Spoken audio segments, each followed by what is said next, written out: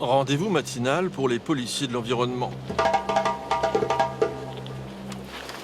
C'est bon, on va se faire le briefing.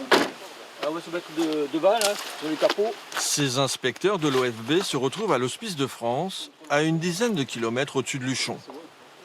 Je serai, moi, ici. Stéphane et Christophe, vous serez au col de Barège. Et Marc et Pachi, vous serez à la cabane du Romingou. Le ciel est couvert pour cette journée de contrôle. Mais je pense pas que de toute manière que ça va dissuader les chasseurs. Enfin, aujourd'hui, ça reste un temps assez propice pour la chasse. C'est aujourd'hui l'ouverture de la chasse à la perdrix grise en montagne. Les agents se divisent en 3 groupes pour cette mission de police.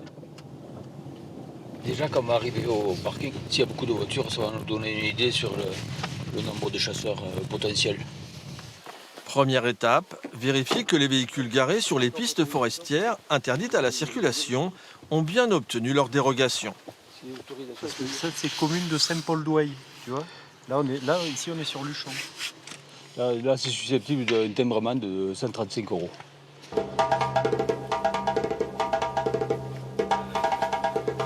La campagne de chasse à la perdrix grise dure 6 semaines.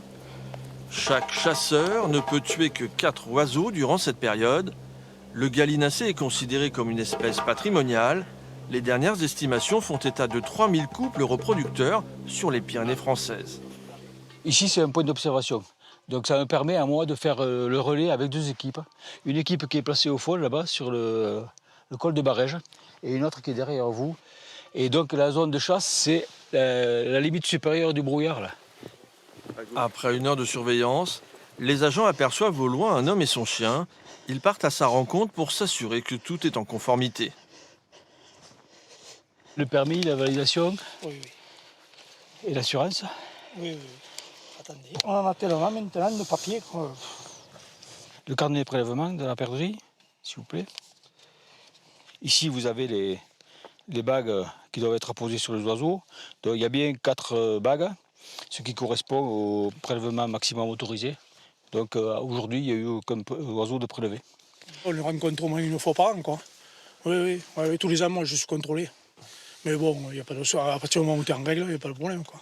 Merci, au revoir. Aucun coup de feu n'a retenti sur les estives tout au long de la matinée. Pour voir une perdrix grise, il fallait se rendre à la fête de la montagne de Saint-Béat. Les inspecteurs de l'environnement ont également un rôle de sensibilisation auprès du grand public. Prochaine escale de notre série consacrée à l'Office français de la biodiversité.